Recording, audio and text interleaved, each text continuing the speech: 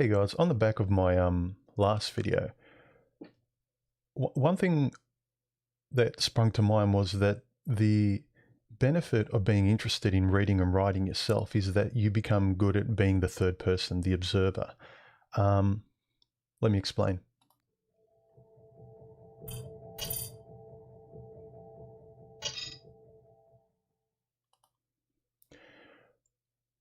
What I meant, I explained it in the video, I think, was that when you're used to reading books, you're observing two people and you have a fairly good judgment of the characters, the story they're going through. They might not know because, one person might be in love. They might not see what's coming around the corner, but you can. You almost play God with a lower G. So it's good in the way to be interested in story structure, stories, narrative, because you're creating your own narrative, so to speak. If you want to ask any questions, guys, remember to bracket your questions with emojis or symbols.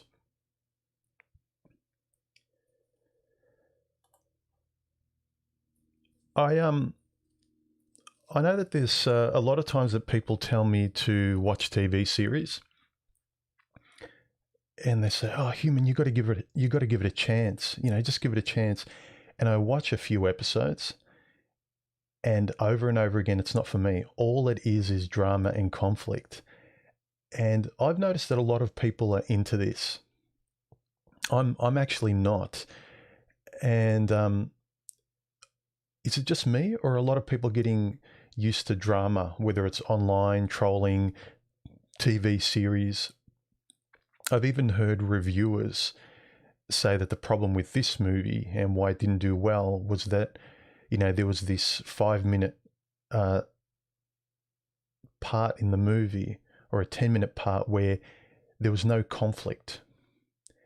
And I think compared to older stories where we had the time for things to get drawn out, we're becoming impatient, impulsive, and there's no time to think about your decisions if your entertainment's always moving faster than you can think. I think this kind of plays into the decisions people make, impulsively getting into relationships, signing on the dotted line. Let me take this course of action, who cares? Everything's really impulsive. I mean, there's nothing wrong with taking risks, but contemplating ones that you can't come back from, I think it's pretty important. So there's nothing wrong with you're out to eat and you decide to pick something new from the menu that you haven't tried before. I mean, what's the harm? After you leave the place, who cares? You would have learned something, but really it doesn't take much out of your life. But people take the same impulsiveness and even the laziness of just watching series that they don't like and getting used to, and if anything, getting used to enjoying conflict, drama, and the irritation. I mean, the more I watch some series, the worse it gets. All it is drama and conflict. There's no lessons. There's no morals in the stories like there used to be. There's barely any tranquil moments in there of contemplation. It's just impatient conflict, change, and action. That's all it is. It's kind of like song and dance. That's all. It's all spectacle. And think about how we're all conditioned by that. How are you supposed to enjoy tranquility and just sitting on a couch with your partner, for instance, your girlfriend or boyfriend, just sitting there without any drama and actually loving that state? Well, you can't when you get conditioned by these things. We're conditioned to want impatience and drama and change.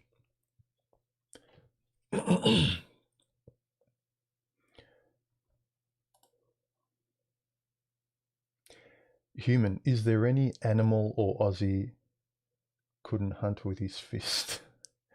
Come on, guys. Normal questions. Hey, Donna.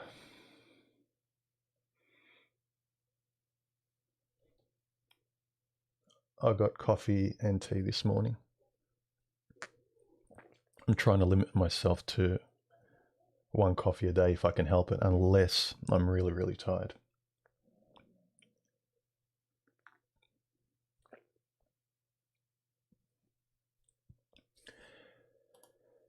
So I noticed, for instance, I know Spetsnaz loves the series Breaking Bad. I really tried it. So much so that I watched the first few episodes and I thought, I don't like this. All it is someone descending into hell episode after episode after episode. And I'm waiting for sort of, coming out of it, overcoming something. And all it was just spiraling further and further into hell. And people kept telling me and raving about Breaking Bad and saying, oh, you got to give it a chance, human, you got to give it a chance. And so I did. I watched the complete first season. I started watching the second, and all they kept doing was just upping the ante, upping the danger, upping the stress. And I noticed I didn't like it. I don't like stress in my life. Call it, an Achilles heel of mine if you like, but it sort of translates into all aspects of my life. I like tranquility. And even in my entertainment, I don't mind there's some conflict, but redemptive struggles, heroes' journeys. There's something someone has to overcome, and then they overcome it. For instance, I like the series 24 with Kiefer Sutherland. I didn't mind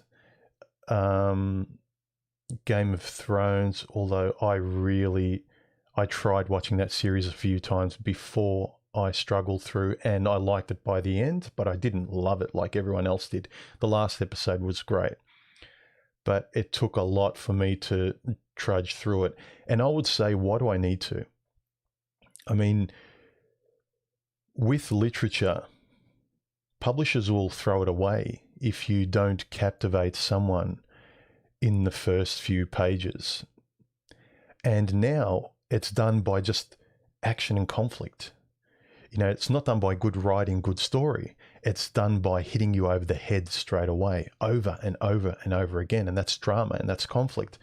And I just don't like that. And it just makes me think about what we're getting used to in our lives. We want to watch these kind of movies. These are the movies we pay for. I don't know what it does to us.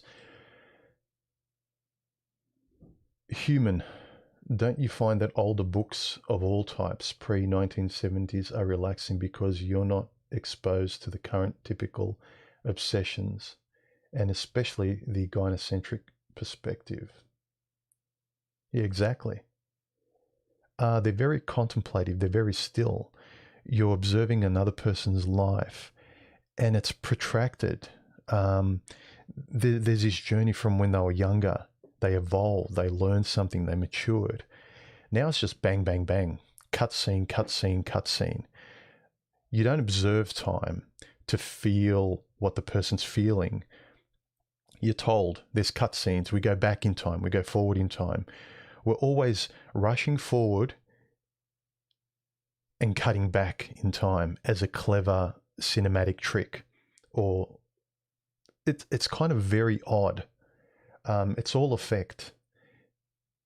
Now, for me, you want to show sorrow or you want to show isolation. You protract it out through a story with good writing. You look at Shawshank. You can't just tell someone about Andy Dufresne's story and tell them how he was feeling. You show it. You allow the viewer to feel it by feeling time or feeling his mood in that space. But because you have to fit things in between commercials and ads, you can't. It's just bang, bang, bang. And again, I wonder what we're doing to ourselves by getting used to that entertainment and being bored by watching old style movies and reading older literature.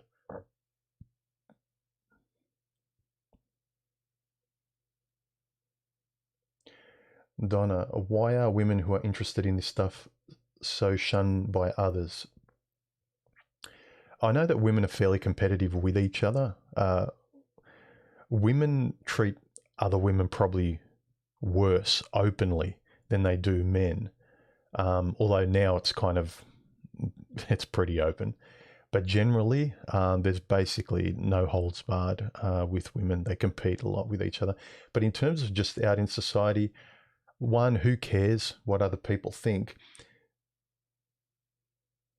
I think that women have kind of lost a lot of maturity and a lot of cooperation, and men tend to follow the way women act because we want women.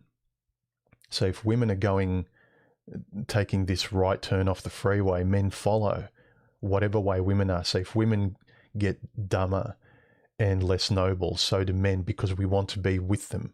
We can't be noble and women are ignoble. So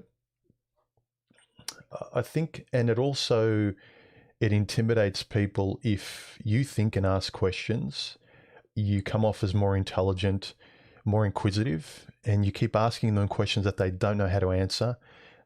And they feel like, I can't speak to this person because you're speaking deeper. They don't feel they can be around you. So in terms of being with the tribe, I suppose, people like shaming you and, stop thinking too much, or I think it's some of that.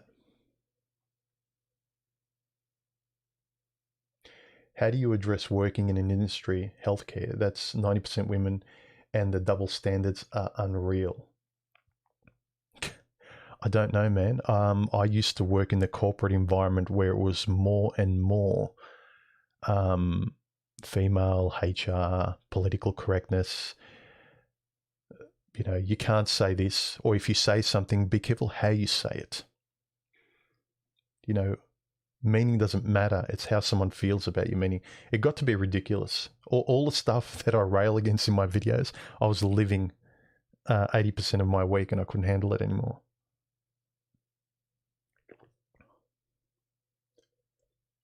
Will MGTOW monks change the MGTOW community by making it more extreme? I don't know if they try to make it more extreme. I just think they just do what's more sensible in most cases, MGTOW monks. If society's doing this and poking them all the time, and from what I see, MGTOW monks, they just want to be left alone and live in peace. They're not really bothering anybody. So if they're going more extreme, it's just that they just want to be left alone. I don't see them as a problem. I think it's kind of people shaming them.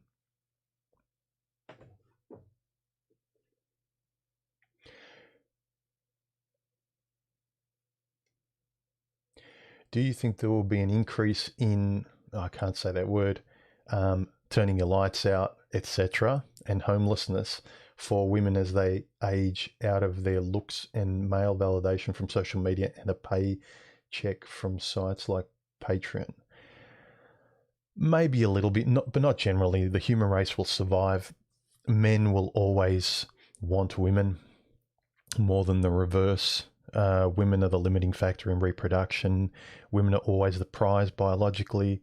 I mean, even though man objectively should consider himself the prize because objectively he has more to offer, but biologically that's just the way we're wired. But I think when enough women, they start to see their friends in the same boat as themselves, they can't find men and so forth, they adjust their tactics. I already see it when, in my age, infrequently, if I do pop online and check out my my profile on dating sites, women my age in their 40s are still acting like they're teenagers.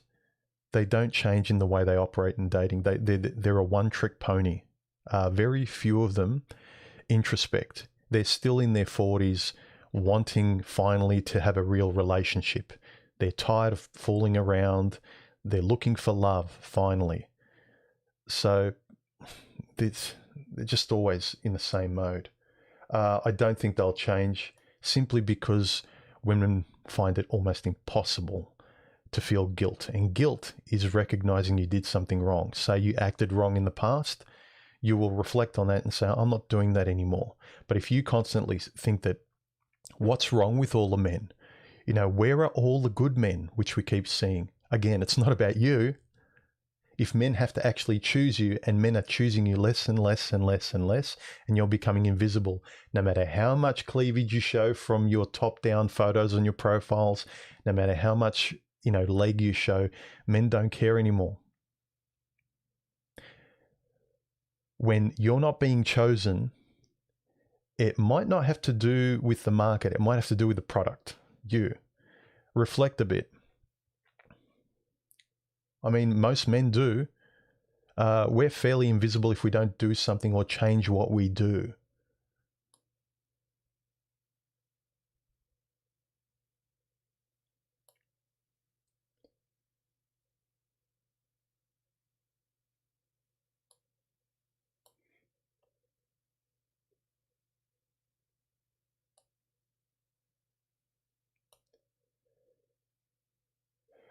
Why do women give you two options? You choose one, she chooses exactly the opposite. Why do they do that?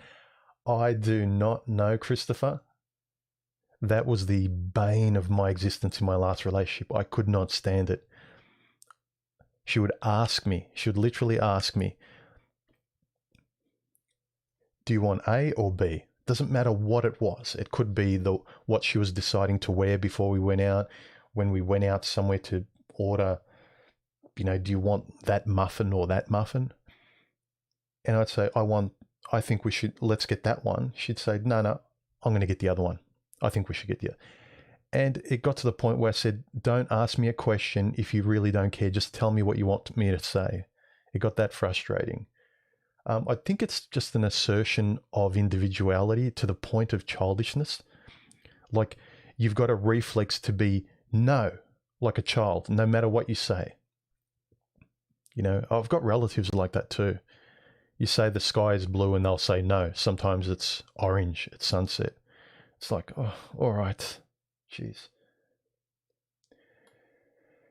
Those kind of contrarian personalities, women have it especially because they don't want to be told what to do. I don't need no man. They're being conditioned in a culture to be oppositional to anything. So they want a man, but they're being conditioned. Their reflexes have been, it's not their reflexes. They're being conditioned and trained to say black when a man says white.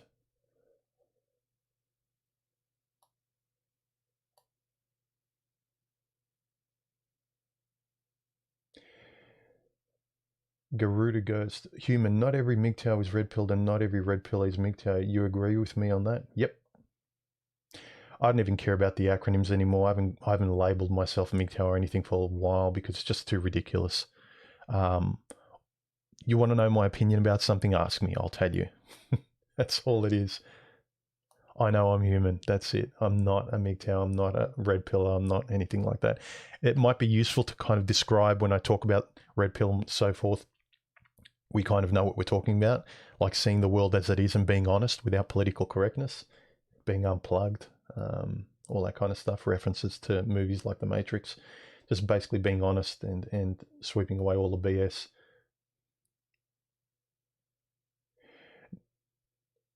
Wet Palette Warrior, do you think that books and their movie TV show adaptations can complement each other? The movie TV show hits you over the head and the book makes you use your head. Yeah, the book allows more detail. A TV series and then now movies as well, because they see the way people are conditioned to flick through feeds. They don't have a big attention span anymore. So now they're making TV series and now movies follow the formula of very fast storylines that haven't got time for contemplation, haven't got time for anything drawn out. So yeah, now even books have to hit you over the head. I've heard you go online and you listen to these young book editors, and they look like they can barely shave.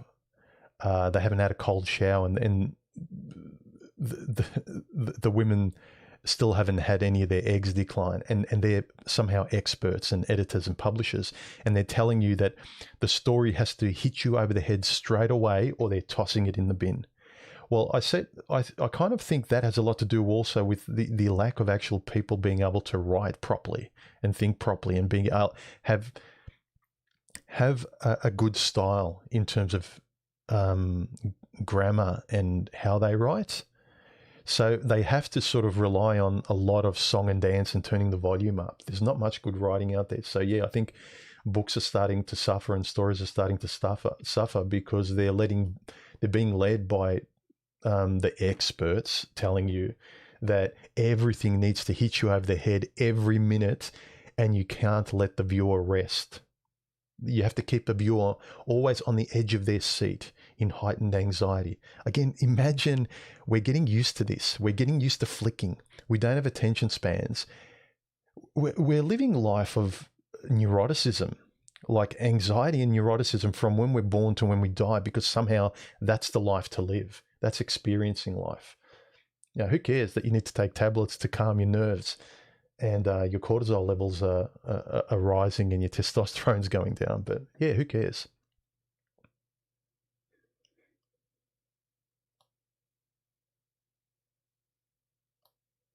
Thanks, John, for the super chat. Book recommendations: Surveillance Capitalism. Ever wonder why these days is glued to their... I suppose it's ever wondered why everyone these days is glued to their phones. Yeah, I think I just mentioned it. It's sort of conditioned from when you're young. Think about it, when you're a child, you're impatient already. Old school values used to teach you patience and temperance. Now they kind of go, no, the mode of when you're a child,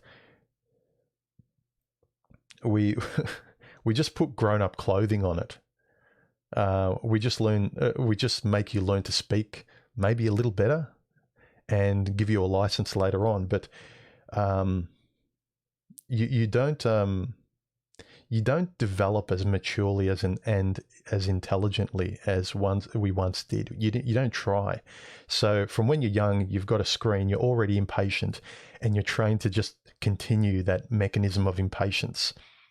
Usually children were curbed away from impatience and learn to sit still, learn to be responsible. But now, no.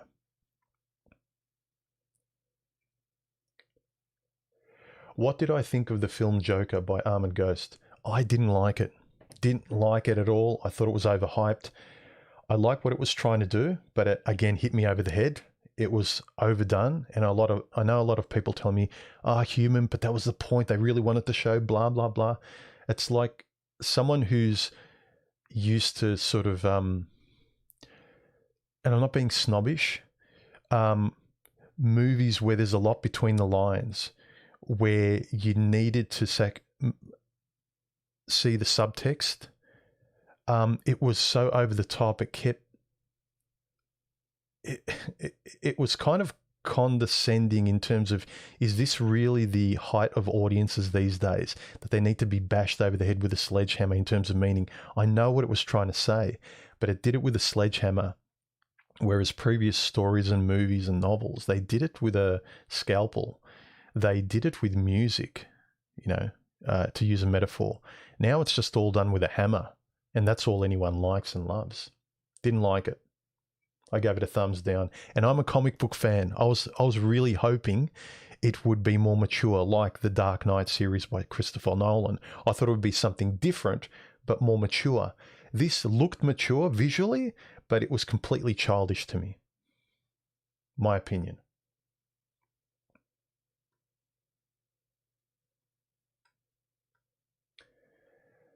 Why does this stream keep jumping?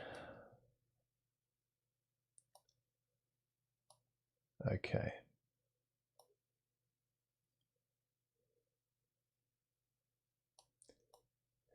Thanks, Alpha Dog. I really appreciate it. Thanks for the donation, man.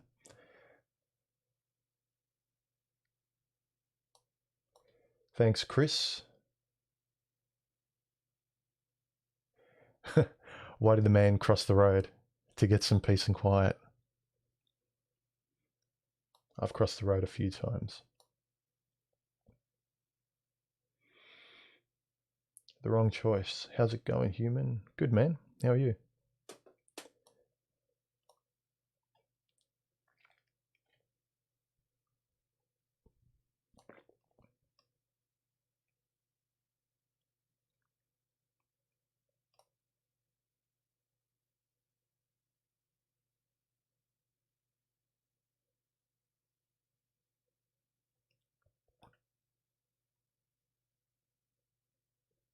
Human, what is your opinion about humans?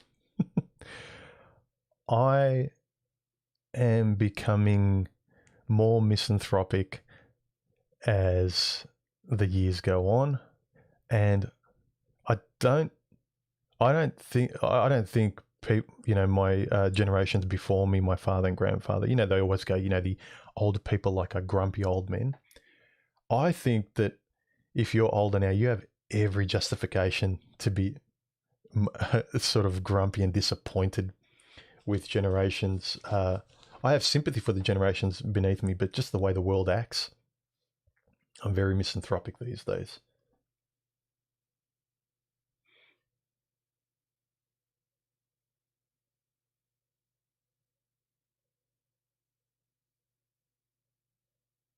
Human, do you read physical books or ebooks? Physical books. Don't read many ebooks. Sort of the tactility about, because this is the thing I've noticed, the action, the way you act and touch things, the way you interact with things in the real world. If I'm used to doing this in a throwaway fashion and it doesn't mean much, it's very quick in my pocket. I look at my email, text messages, but in my pocket. That training, I can't actually stay and feel still in this. This thing is an anxiety thing. It's a quick thing for me. I can't really stay on it for very long. I glance at it. Is it my problem? I don't know. But I hazard to think where the psychological push and pull from a generation that's grown up with these things, and then learning to, I'll now be calm with this. I'll now be fast with this thing and impatient. I can only imagine the relationships that generations that are conditioned by this thing will have, where the person you're with is all drama and quick, you can't keep up with them, then all of a sudden you're supposed to sit still on the couch with them and just enjoy a Netflix movie. Like it's up and down, it's a roller coaster.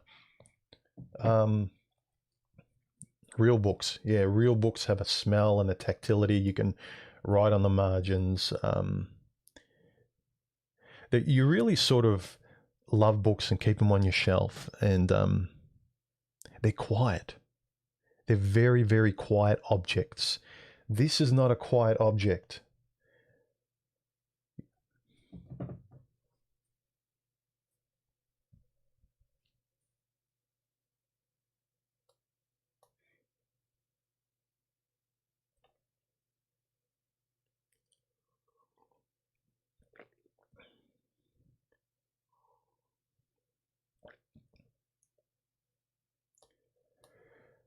Crab, great to catch you live for once, human. Great to have you here.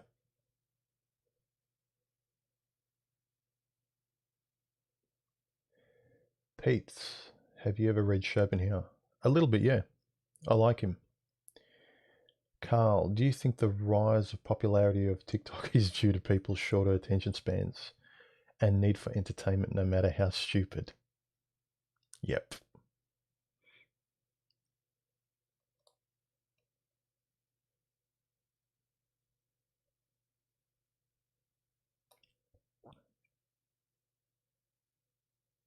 Is the human species destined to fail? No.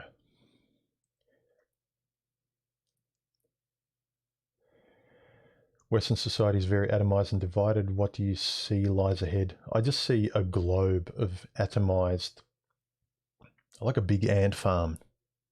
It used to be a lot more organized. I just see a big, low-level ant farm of anxiety that we all kind of tolerate. and they throw entertainment at us and we get by and we rinse and repeat. What worries me is kind of the pursuit of what's ahead. We're getting rid of history too much. We're living in a present anxiety, and we're always looking to be saved, and we don't know what's happening. And if you're not interested in this stuff, I worry about that kind of person. What's in store for them? Just anxiety their whole life.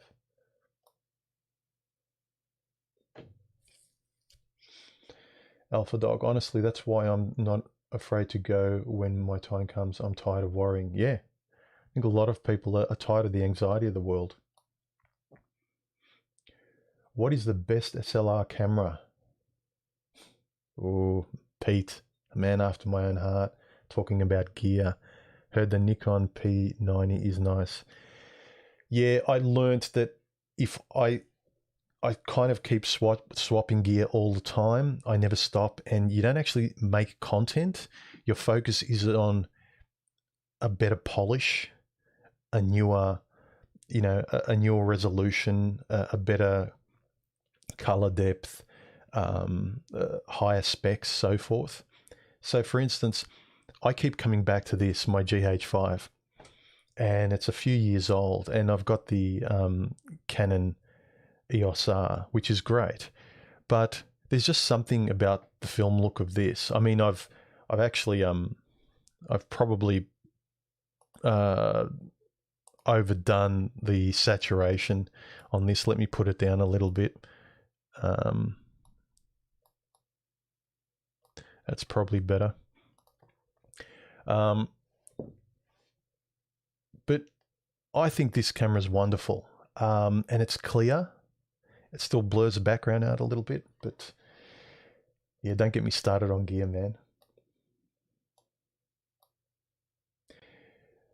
Raging Snakes, been on my own and happy for over 8 years. Met someone and having trouble understanding the conflict with me over do I or don't I? Very unlike me to be like this. Is this normal after so long? I think kind of this is the thing. The longer, it's not just the longer you're on your own.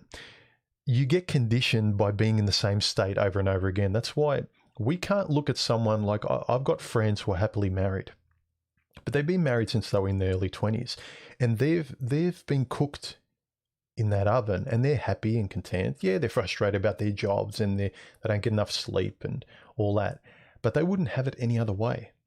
Similarly with us, I've been conditioned to be mainly on my own. I've had relationships where the other person's either been wrong for me or they've been used to being on their own, so they find it hard. So it's two competing, as we get older, individuals used to their patterns and lives, trying to accommodate the other, and usually one person just gets frustrated where the other doesn't fit in comfortably, and then you try and force them and you get upset at them and you resent them. So, it's hard. I think the more you're used to one way of life, and even if you find someone great, being able to judge whether it's a fair compromise, and I don't like the word compromise, like a fair give and take, a cooperative give and take, or whether you're actually compromising and giving up a lot of your life just to have this other person with you. So it's not a small thing. Trust your instincts, but also notice when you're just being afraid of, it's safer to just go back to what I was. I understand what it's like to be on my own. That's more comfortable. I can't deal with accommodating another person. There's nothing wrong with accommodating another person fairly, and they treat you well. The point is to notice and not blur the lines between them treating you like crap. So that's an important thing that deserves more discussion. You've been on your own, you find somebody you click with, and you're finding it hard to sort of move forward beyond, say, the dating process after the first year or so, because you're embedding yourself into each other's lives, and you're starting to feel like, I don't know, you feel like something's missing or so forth, but maybe it's just you're feeling the old life go. But some of that old life you might not even really care about, and you're glad to see it go. Just be aware of those little things.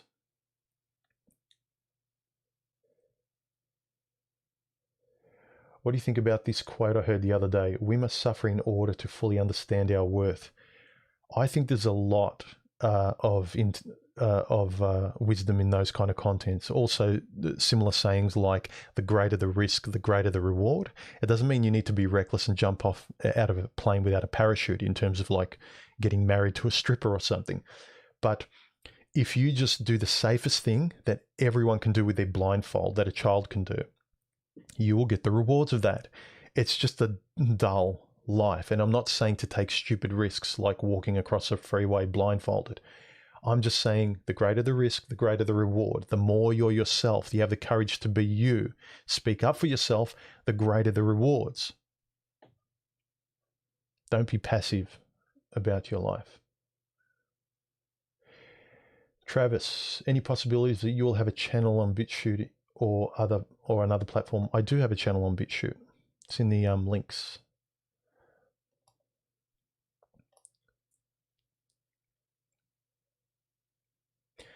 Best books are pre-1920, better vocabulary, deeper characters, longer stories. Yes.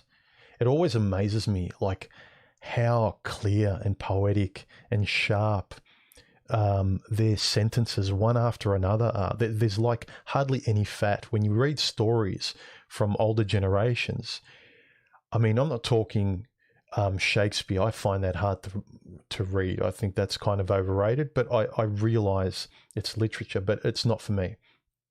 But you read older literature, the way they were, it's like eating lean meat. There's no fat on it, and it's very, very sharp. I think there's a lot people can learn in terms of writing and thinking, how do they think like this? How do they write that sentence? I wish I could actually express myself like that. That's a point. That's a good bar to sort of calibrate yourself towards.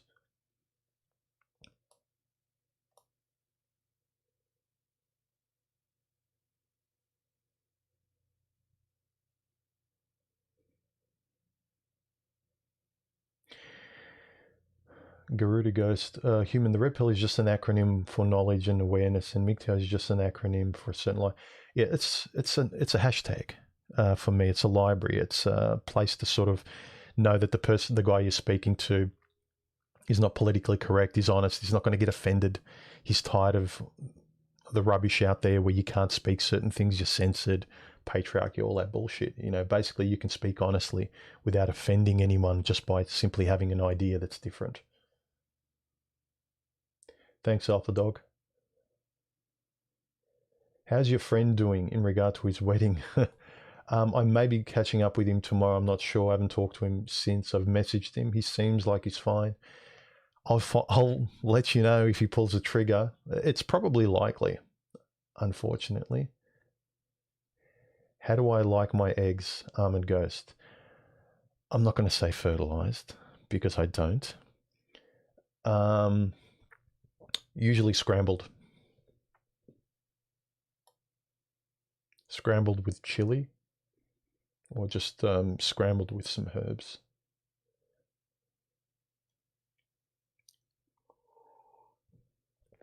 Alpha Dog, I'm getting grumpier too. Thanks, Crab Rangoon. I appreciate the super chat. Do you think there will be a more permanent divide between collectivists and individualists when the dust settles from all the current madness? I'm seeing it now. Just in terms of, I mean, it was probably worse before because the people who get offended because you swallow or breathe incorrectly or look in the wrong direction. It was worse before, but still now, I think because the people who had it too easy before, because life was never easier, never more comfortable, that you could come up with 500 different genders. That's how easy and bad it got in terms of people needing something to kind of complain about. Now it's not as bad, but people need to now come to reality again. It's no longer the easy world you once had. You in a small sense now, you can't live at home with your parents feeding you. Because of what's going on in the world now you have to go and get a job, figuratively speaking, in terms of the reality of the world, which I welcome. Arise, thank you for the super chat. Do you think religion is dead in Western civilization? Seems everybody is a sinner, but nobody is a hypocrite. Yeah. I think religion is making a resurgence now just because of what's going on. People are looking for answers. Religion has historically always been the easiest philosophy because it comes to you prepackaged, how to act, which that's why it's so popular. And I'm not putting it down. It's everyone needs a philosophy, otherwise you're lost. You need to know what's wrong, what's right, how to treat other people, ethics and values. If you don't really have an interest in philosophy and reading and literature and introspection, then here's the cliff notes, wrapped up in allegories, and it's easy to understand. And religion's great for that. So I think in the light of all this, there'll be a resurgence to a degree of religious rhetoric and, people finding solace in it because the world isn't as safe as it once was. And when the world's less safe, a lot of mythology and religion and that starts to come back because people need something to hold on to. And if you're not interested in this sort of stuff, it's the easiest thing to hold on to that makes sense, that gives you some form of morals and ethics.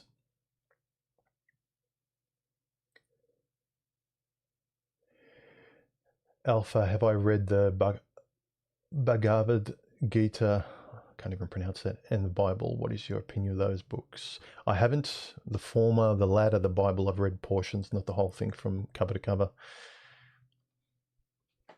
Most of them express things in a positive direction that I'm simpatico with, but I'm not a fan of the supernatural divinity stuff. But I respect them for the underlying stuff of what they kind of give people.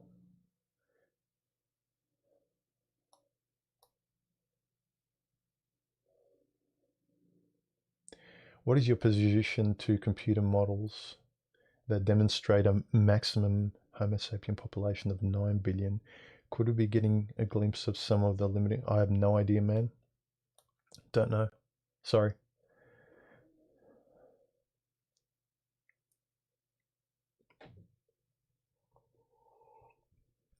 Thank you, L2Play.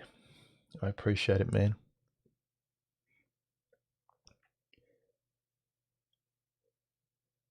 Have you seen the video Trip to Dubai where a woman fools her husband for 3 years that the child was his and he surprises her with a DNA test as a birth gift?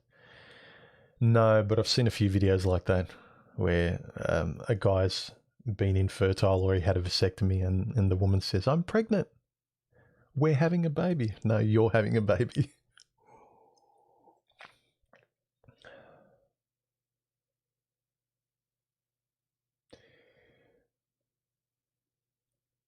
Alpha dog, human, no homo, but it's kind of sad that some woman has appreciated you properly. Me?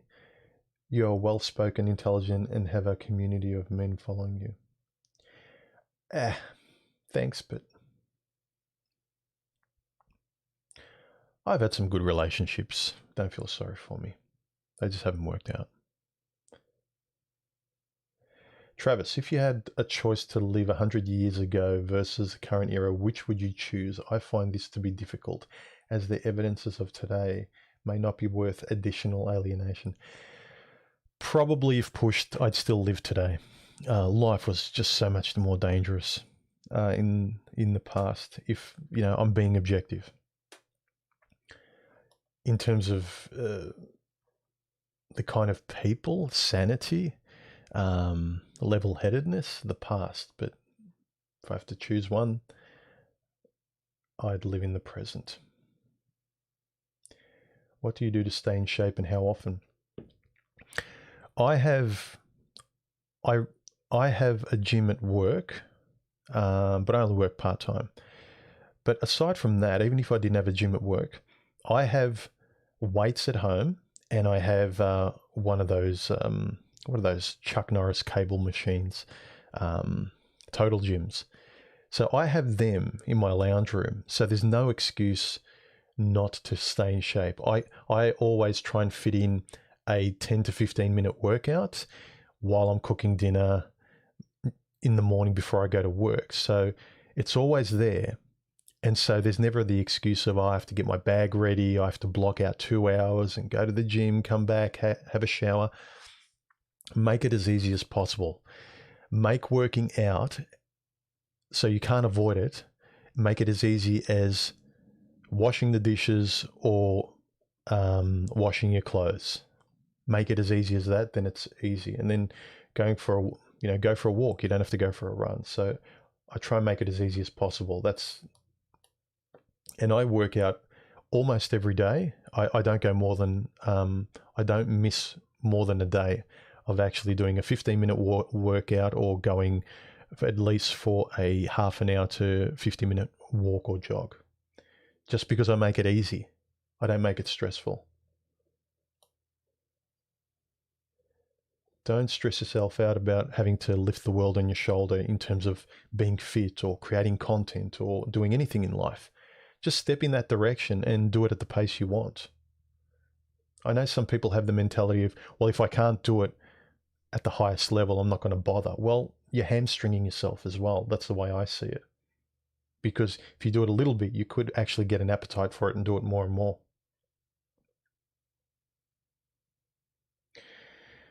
The 10 Commandments are good for people with a minimum ability to control themselves. Yeah, that's true.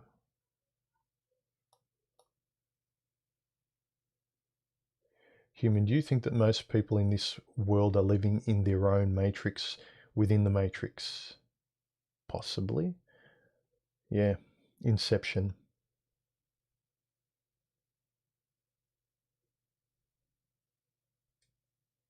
Do you think the slow grind to socialism is inevitable? Given how lazy people have been conditioned to be, especially with now we're living in a world of social media culture. I think it's I think that's just the way it is. People are calibrated that way now. It's very hard for them to be a better person. It used to be, I know for myself, I wanted to be better. I wanted to excel because I had heroes, and the language of my father and people around me was always reach for the stars. Today it's not even reach for the ceiling. Now it's like we're all reaching for the floor and the level and the eye level of where we all are. We're not allowed to raise our heads above anyone else because that's inequality. I can't offend anyone else. So it's almost like I dare not rise above my station, because even if I have the ability, I'll offend somebody, and I don't want to be ostracized. I don't want to lose my job. I don't want to be alone. I want to be in a social group. I want to have a girlfriend, etc. So it's a really different era. We used to reward and encourage, and we used to applaud and put on a pedestal intelligence and people who were trying to be better and speaking better and trying to be the person there was always examples, everyday examples in our lives, people in our at work and so forth, of people we could take that next step up to be. Now it's like everyone's like everyone else. And if you try and raise your head in terms of quality just for yourself to be a better, whatever it is in what you want to do, if you try and be excellent or better in a particular calling or craft or thing in your life, the thing you're doing won't get belittled, you will. And so you will never you're kept from being great in the thing or aspiring in the thing because your character is always being trodden on. You're always being ostracized. You're never being encouraged. You're never saying, oh, that's great. I want to do that too. No, you're saying like, that's offensive. You'll lose your job. You'll get fined. You'll be cancelled. You'll be deplatformed.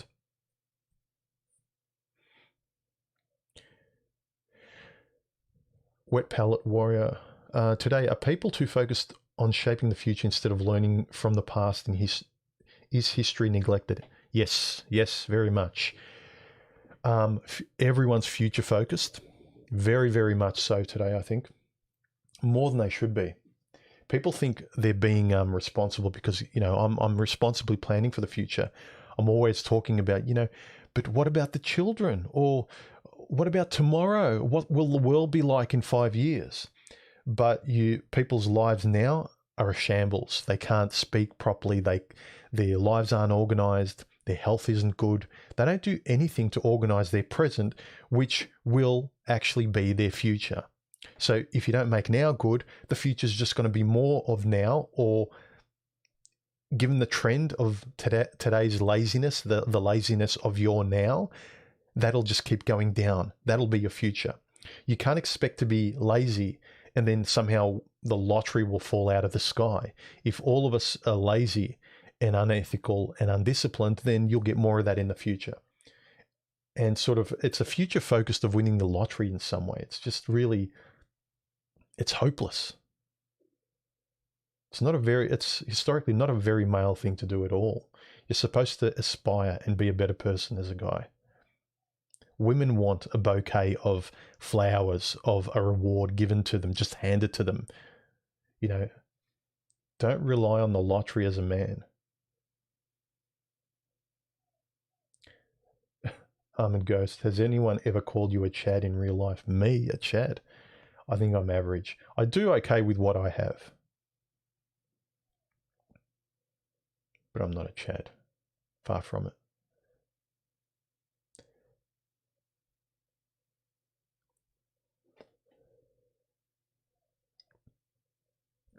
What do I usually like to make for dinner? I'm a simple kind of guy. Chicken salad, chips in the oven, pasta, stir fry, bachelor food. Thanks, Cass. I appreciate it. Thanks, Brad.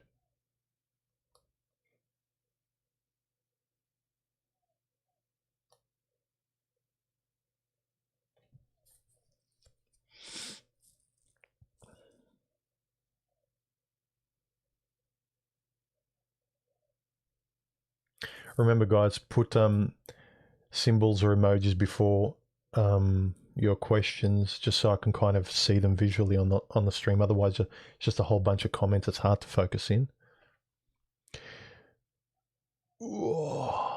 Keep having to adjust the exposure because the sun's going in and out. But this lighting is pretty nice, I think, if I can get it right. Why do you think women are so unhappy? I think because they've thrown away their femininity. Men we're still talking about masculinity. We don't want to throw it away. We know that there's a language with which we can be better men and we feel better about being men. And it doesn't have everything to do with women. It's not always in relation to women, but there's a language to being a better man. Women threw away that language to being a better woman, femininity. They were convinced that femininity is weakness and you just need to be a strong woman, and that's trying to pantomime a man, which makes... And I think that's why women get more offended these days when you criticize women in general, because they've thrown away their individual femininity. If you're hollowed out in terms of your femininity, then the only thing you have to identify with is a collective feminine, which is, there's no individual you. So if I say something negative about women, all women, every individual woman gets personally offended. I don't get personally offended if you talk about men, because even I roll my eyes at most men the way men act. Men act like idiots a lot of the time. But you're not talking about me. I know myself as a man. I know what masculinity means to me. I think women have thrown away their femininity. That's why they feel so bad. And they keep believing what they've told. It's not paying off. And because they've burnt their bridges and they can't say sorry or feel guilt, they keep moving forward. They're a one-trick pony. What AFL team do I barrack for, Donna? I'm not really a hardcore fan. I I like the Bulldogs simply because my parents go for them, but I just enjoy watching football. I don't mind the Bulldogs, Hawthorn. Was it Gold Coast? There's a couple of other teams, but generally I just like watching a good game. I'm not a football fan, but I love the game. I like watching the game.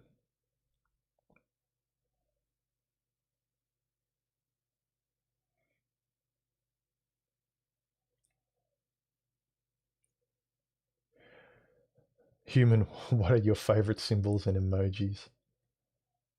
Probably a thumbs up, smiley face. They're probably my two favorite. Yeah. Probably thumbs up. That's just a nice positive one. I like. Any recent films you recommend? Recent ones? Like I said, I was late to the game. I just finished watching the series of Game of Thrones. I didn't like it when it first came out. I just thought it was Bold and the Beautiful, people backstabbing each other in relationships just with swords. I just didn't like it. I only gave it a shot recently because there haven't been many good movies come out. It's just all been series, and I thought, look, I'll give it another shot because a few people kept telling me it was really good. I watched it. It didn't really blow my socks off until about after the first season. In the middle, it was a bit dull, but the last season was fantastic. I'll admit that. They put a lot of money into that, and they put a lot of money into that in the last season, the way people should put a lot of money into movies. So I enjoyed the last season, especially the battle at Winterfell. That was fantastic. That was really good. I didn't like the last episode, how it ended, though. I thought that was a bit of, yeah, whatever.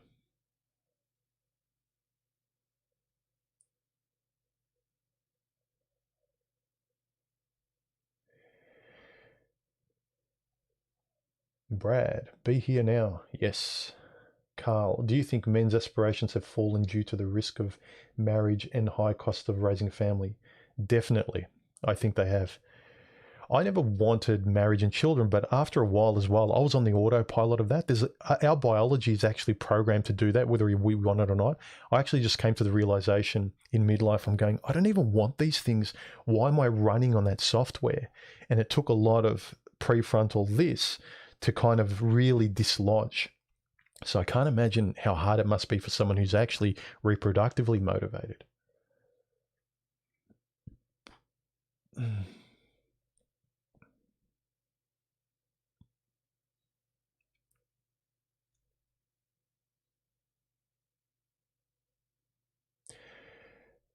Blue Sparks, what do you do to refocus when you're distracted? What's your strategy? Routine.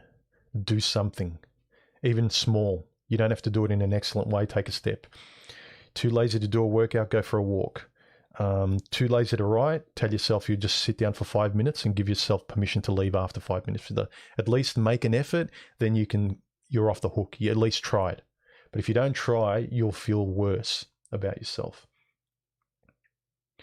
Carl, thanks, man. Thanks for the super chat.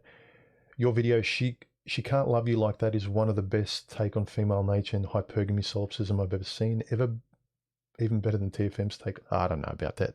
TFM's She'll Never Love You, I think, was the inspiration for some of that. I just had my own thoughts on it. So here's a TFM's video, She'll Never Love You, was the inspiration for that, I think, for a lot of people. That video of TFM was probably his biggest, to me, contribution to the manosphere. It was really great. But thank you.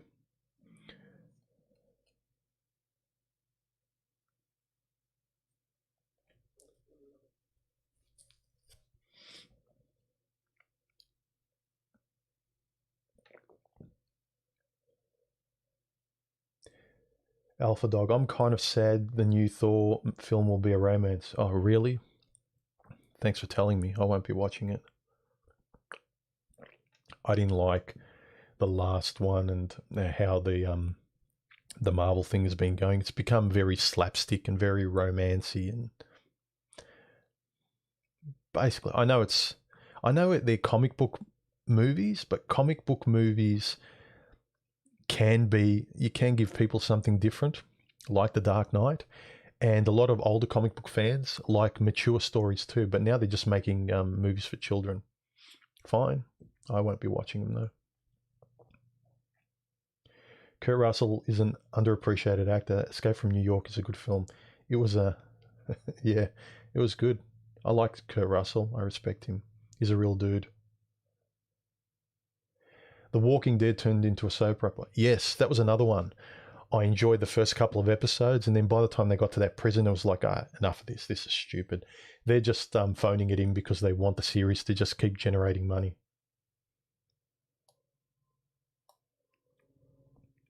Do you ever go back and read your journals from your younger years? Any specific reflections compared to your current entries?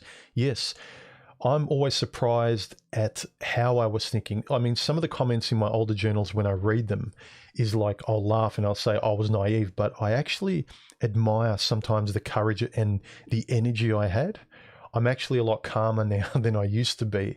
I was very frustrated, but from a lot of that frustration came a lot of fight, a lot of will to understand, and a lot of wanting to stand up for myself. And that's what I read in that writing. And that's where I can understand a lot of guys where they have this sort of the red pill rage. I try to sort of corral that and tame it and bring it out in like kind of potent language. And it was still naive, but that's what I saw. Now it's kind of more. It's a calmer introspection, which is different. And I try to think deeper, but previously it wasn't the thought wasn't as deep, but there was a lot more sort of fire in it. So the way I wrote, I still smile at, and sometimes I wish I could do a little bit more of that naturally. Thanks, Dwiz06. I appreciate. I can't pronounce it. I appreciate the super chat. Thanks for your work. It has been a great talk with you by email. Thanks, man.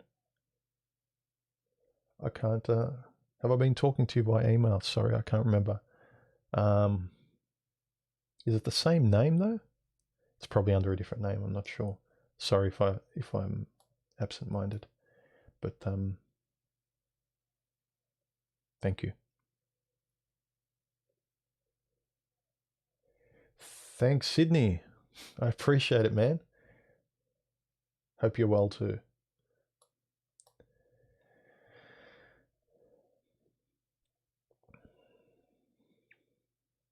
Thanks, Alpha Dog. I appreciate it, man. I really do. Yeah, I've only just realized that I've watched a few videos. I enjoy making these because they're quick and I can engage with you guys and answer your questions, and it doesn't take a lot. Like I press record, I press stop at the end, and it automatically gets updated. I don't have to put in a lot of the work to edit it.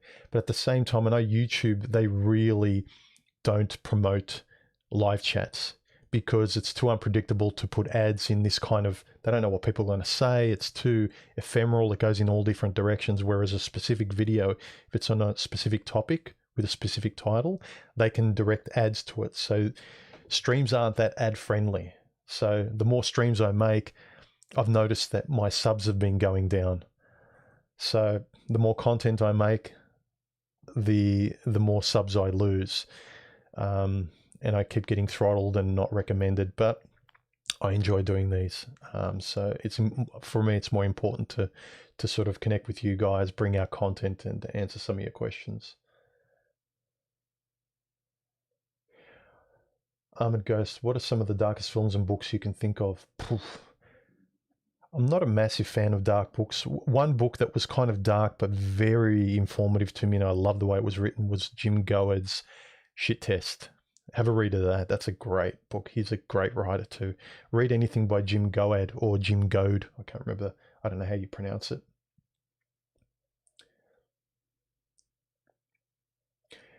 Carl, I think a joint documentary of the principles of MGTOW Stoicism and Cassie Jays of the Red Pill would be a great endeavour, informative for a young man. Perhaps. I don't think I'm really a documentarian though. Besides Stacey, what female names sound the hottest? I don't know. Stripper names? Lexus? Bambi?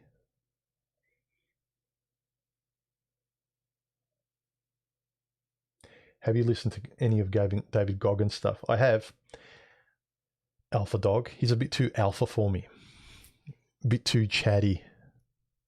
Some of the stuff he says is kind of, I agree with, but the way he delivers it, I'm not a fan of the personality.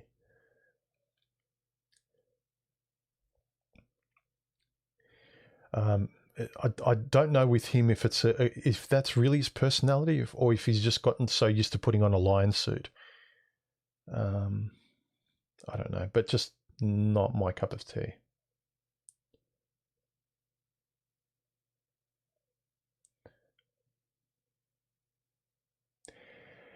Anyway, guys, I'll finish this up soon. This was going to be a nice quick one. I got somewhere to be in half an hour, but I wanted to make an appearance and answer some of your questions. I'll try and do these whenever I've got a chance in the week. Usually it'll be once a week, I'm pretty sure, if not twice. So midweek and weekend sometime. But I'll post the countdown like this video. There'll be a timer on my channel, and you can always check in. So, have I ever watched The Better Bachelor? Yeah, I like the guy's stuff. He's good.